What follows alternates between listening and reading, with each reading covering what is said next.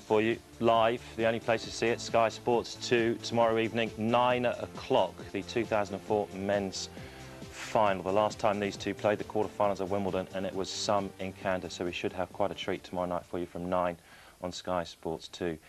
It was fun while it lasted for Tim Henman, but ultimately he came up in the best player in the business. Not a lot, Sam Smith, that Henman could do out there today. No, not really. I mean, it is a shame, and we all wanted so much from it. I have to say that the tennis on planet Federer is pretty good, isn't it? And Tim really tried to get something going. You could see what he was trying to plan out there, but when you're playing against that kind of genius, it's almost impossible to do anything, really. Barry, in some ways, is Henman really just not good enough at this level? Sixth semi-final loss, or is that not a fair question? Not a fair question. I don't think anyone would have been good enough tonight, including Hewitt. And we saw how well Hewitt played against Johansson. Such is Federer in big matches. He's got no mental scarring. Yet to lose a real big match. He's won his 3 Grand Slam, all finals he's been in. He won the Masters Cup last year. His Davis Cup record for Switzerland is unbelievable. So with that, he never doubts himself. And even when he lost his serve at 5-2, he doesn't panic. And that is a mark of a true champion. The interesting thing will be is when he loses a big match, because he will. You can't keep winning match after match. How he responds from a loss. I would imagine it won't bother him at all. It will probably make him even hungrier and even better. Such is Federer's level of tennis over the past year. He's improving every big match that he plays. Certainly Federer's second shot today was just exquisite. You just sat there and sometimes you gasped at what he was coming up with. Well, that's exactly what Leighton Hewitt was talking about, how the big serve sets up the second shot here. But here, after the return as well, I mean, he gets it low to Henman's volley. I mean, Henman does well to dig it out. Against anyone else, probably Henman would have had a knock-off volley at the net, and instead he's looking behind him. And very much the same here, Henman with a very difficult volley. And most players would have gone down the line there. But a lot of people don't talk about how strong Federer is. I mean, he is a bull on court. He's got incredibly strong legs and a strong trunk and really strong wrists, and uses it a lot to change direction, have the disguise, and that makes life very difficult for serve and volleyers. Henman knew coming into the semi-final that if he was to have any chance of victory, he would have to come in and take some risks. If he was to stay at the back, Federer would pick him off, and that happened pretty much right the way through. As soon as Tim just stayed on the baseline, Federer's backcourt game took over. Yeah, it's why we're talking Federer as a possible completing the Grand Slam, can win on all surfaces. And once Federer gets into this backhand corner and starts to dominate with that forehand, I don't think there's any player better on the men's tour. He works you a couple of times to the backhand and then that beautiful inside-out forehand down the line. It really is the effortless power, and he's able to accelerate because of the incredible racket head speed on that forehand side, and with that he's able to put the ball anywhere on the tennis court. Federer, before the match, said if Tim stays at the back, I'll pick him off. I know what he has to do. He's going to come at me. That was Henman's tactic right from the start. At times it worked, but then at times he just got picked off. Yeah, I mean, Tim very much sort of, came forward on all the right balls. You can't really criticise him, once again there, Tim just having to pick up the scraps. And can you just imagine the pressure that you're under out there? Because, nothing is a given. You always have to play one more ball, and as I said, I even think Tim executed his tactics pretty well. That's extremely deep. Against most of the other guys, you're going to get a relatively easy knock-off volley, or at least be in charge of the point. But you can't really legislate for that kind of tennis, and really. Federer, as he is, always finds this to solve the problem. Henman, early on, Federer looking to go cross-court on every single pass. So on set point, Henman comes in on a great approach, anticipating the cross-court again. Federer comes up with the answers. He's so adept at being able to execute in his mind very quickly in difficult situations. He's a genius, I think, is the best way to describe Roger Federer. A total genius. Whatever he touches, brilliant. Well, the great thing about Federer is that, he does so many things well, but not only does he do them well, he puts them all together in sort of perfect synergy, and that's why people are talking about, or great players are talking about him being the greatest player of all time, and he has such variety, such instinctive play. I mean, the superlatives are just endless, and the problem with Federer is there aren't any patterns to his play. I mean, on that particular lob he hit there, he could have probably hit 6 or 7 other shots equally effectively, and that's what I talked about, him choosing his weapons. It's like, oh, okay, I'll just take that one today, and he knows he can make it, and he just oozes confidence. You can see in his walk and in his demeanour, even when he was walking into the courts today at Flushing Meadow, he walks like a champion. He's got that Pete Sampras aura. You know, how Pete had the walk of a champion, he has exactly the same thing. I'm sure there are people at home sitting right now saying, typical Henman, gets to a semi-final, can't go any further, 6th time he's lost, he chokes, hasn't got the bottle. What do you two say to that for the people that are out there just thinking that right now? Well, in the 6 semi-finals he's lost to. Pete Sampras twice at Wimbledon, arguably the greatest player ever to play on a grass court. Guillermo Correa this year, the French Open. We know all about Correa on a clay court. Roger Federer here today. Roger Federer arguably, maybe is going to eclipse Pete Sampras in 14 Grand Slams. It's open to debate, but the way he's playing. A couple of the others were his real big chance. That Ivanisevic match was the one you really felt that was the year. Sort of when Sampras was on the decline. Okay, Sampras won the US Open a couple of years ago, but he wasn't.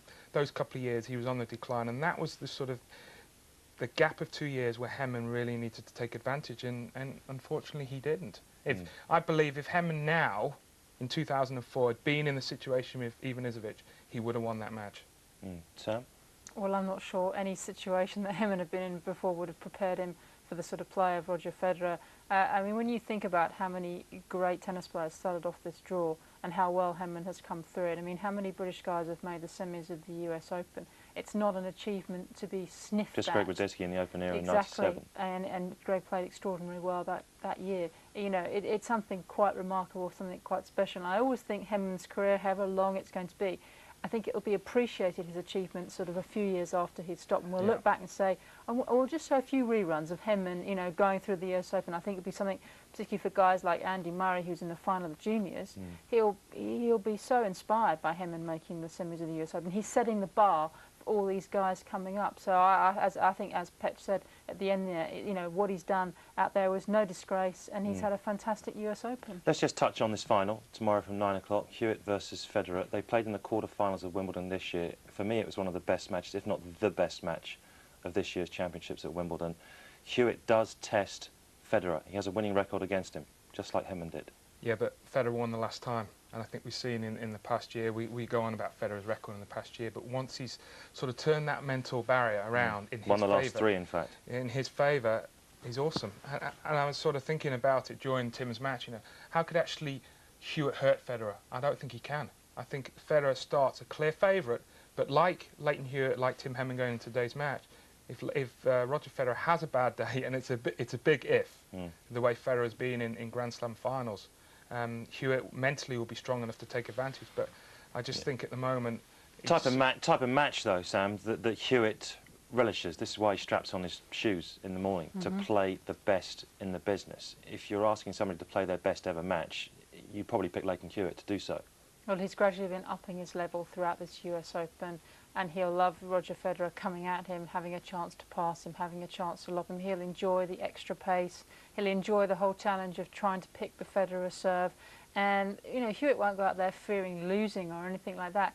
He'll just go out there and kind of grasp the moment, grasp the challenge. He knows that Federer's going in as favourite, and he's just want to go out. He'll go out there all guns blazing. He thrives at Flushing Meadow. I think he will soak up that atmosphere.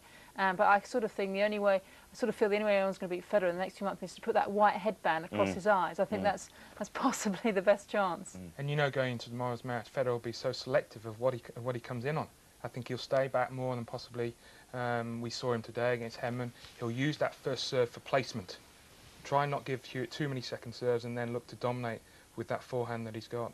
OK, thank you. Tim Henman out at the semi-final hurdle. Straight sets defeat to Roger Federer. Let's hear from him now. He's been speaking with Lee Shiras.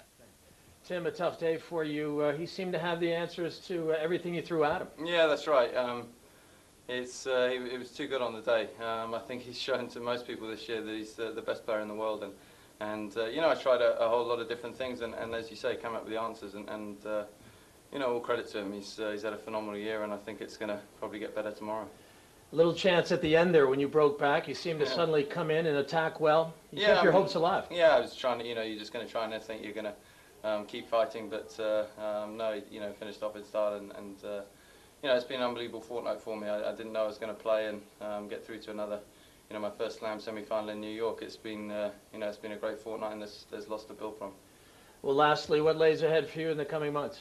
Yeah, it's busy. You know, we got Davis Cup pretty much straight away, and I need to, you know, get my body back 100% because it's a little bit sore right now. But you know, I'm looking forward to that. It's always a big priority of mine. And then there's, you know, the Masters Series come the end of the year in Madrid and Paris, and I'd like to think Houston, the Masters Cup. I think with the performance here, I'm in a pretty good position. Tim, congratulations. Thanks, Leafy. Sam, what can Tim take away from these 2 weeks? He thinks there's plenty to build on. What would they be? Well, I think just the way he's gone about his matches through sort of thick and thin, really. When things haven't been going quite well, he's trusted in his game. He's obviously got a very solid relationship with Paul Annacone. I think that's really bedded down now. I think he's served extremely well. He's played through, you know, difficult injury situations. He knows that his conditioning is great because he's come through so many long matches. So there's a whole kind of pot full of stuff that he can take from this. And if you can't, you know, be swelling with confidence after having made your first US Open semi-final, then I don't know what is going to give you confidence. And I think he's right. As soon as he can get his body 100%, you know, Tim's, one of his favourite surfaces is the indoor season, where I think he doesn't have the same problems about creating pace. He's a natural on indoor courts. And, you know, I think his next really big goal He was coming up with. Well, that's exactly what Leighton Hewitt was talking about, how the big serve sets up the second shot here. But here, after the return as well, I mean, he gets it low to Henman's volley. I mean, Henman does well to dig it out. Against anyone else, probably Henman would have had a knock-off volley at the net, and instead he's looking behind him. And very much the same here, Henman with a very difficult volley. And most players would have gone down the line there, but a lot of people don't talk about how... That is a mark of a true champion. The interesting thing will be is when he loses a big match, because he will. You can't keep winning match after match.